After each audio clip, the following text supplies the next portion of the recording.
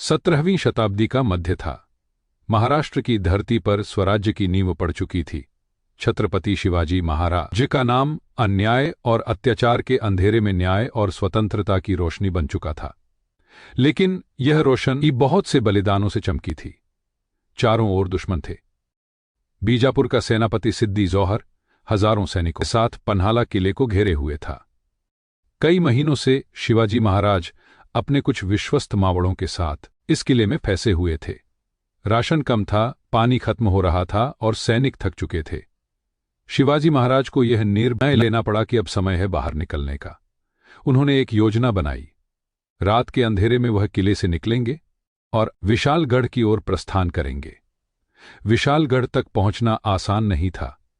रास्ता कठिन जंगलों से भरा, घाटियों से गुजरता हुआ और बीच में एक खतरनाक दर्रा पड़ता था, घोड़खिंड, जिसे आज हम पावनखिंड के नाम से जानते हैं। महाराज को सुरक्षित पहुंचाने के लिए जरूरत थी एक ऐसे योद्धा की जो दुश्मन को रोके रखे और तब तक लड़ता रहे जब तक महाराज सुरक्षित विशालगढ़ न पहुंच जाएं। उस समय सामने आए बाजी प्रभु देशपांडे, शिवाजी महाराज के वफादार, निडर और बलिदान को तैयार वीर सेनानायक। शिवाजी महाराज ने कहा, बाजी तुम हमारे साथ चलो। लेकिन बाजी ने अपने हाथ जोड़ते हुए कहा, महाराज अगर 1,00,000 मावड़ भी मर जाएं तो चलेगा, पर जो लाखों को जीवित रखने आला है उसे कुछ नहीं होना चाहिए। आप जाइए, मैं यहां दुश्मन को रोकूंगा। महाराज भावुक हो उठे।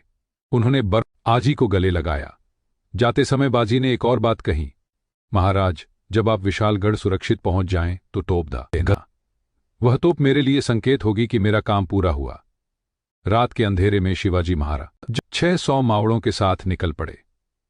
बाजी प्रभु 300 मावड़ों के साथ घोड़खिंड में रुक गए। जैसे ही सिद्दी जौहर को यह पता चला कि शिवाजी किले से निकल चुके हैं, उसने तेजी से अपने घुड़सवार दस्ते को पीछा करने भेज। लेकिन रास्ते में खड़ा था बाजी प्रभु, सिर्फ 300 सैनिकों के साथ। उन्होंने युद्ध भूमि को रण में बदल दिया।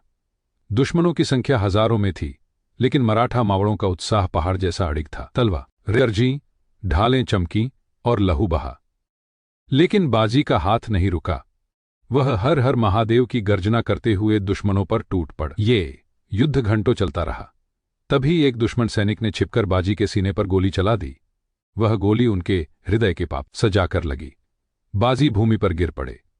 उनके चारों ओर मराठा सैनिकों की चीखें गूंज रही थीं और दुश्मन सैनिक हैरान न थे कि इतने घाव और गोली लगने के बाद भी बाजी जीवित हैं। वे चिल्लाने लगे, यह मनुष्य नहीं, शैतान है। बाजी प्रभु को होश आया। उन्हें याद आया, अभी तोप की आवाज नहीं आई, मतलब महाराज अभी विशालगढ़ नहीं पहुंचे। मेरा कार्य अभी अधूरा है। बाजी ने जमीन पर से उठते हुए खुद को संभाला।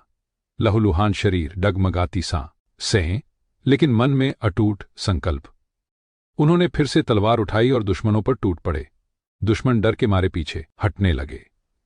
बाजी उस समय इंसान नहीं, खुद रण का देवता बन चुके थे। काफी देर बाद दूर आकाश में एक तोप की गूंज सुन आई दी। वह विशालगढ़ से आई थी। वह संकेत था कि शिवाजी महाराज सकुशल पहुंच चुके हैं। वह आवाज सुनते ही बाजी मुंह पर मुस्कुराए। उनके चेहरे पर संतोष झलक आया। उन्होंने तलवार गिरा दी और रणभूमि पर शांत हो गए। बाजी प्रभु देशपांडे का यह बलिदान व्यर्थ नहीं गया। उनकी वीरता और त्याग की वजह से स्वराज्य का भविष्य सुरक्षित रहा। उसी घोड़ को आज हम सम्मान से पावनखिंड कहते हैं। बाजी प्रभु केवल एक योद्धा नहीं थे, वह बलिदान की प्रतिमूर्ति थे। उनका नाम आज भी मराठा गौरव में अमर है। उनका साहस, उनका त्याग और उनका प्रण आने वाली हर पीढ़ी को प्रेरणा देता रहेगा।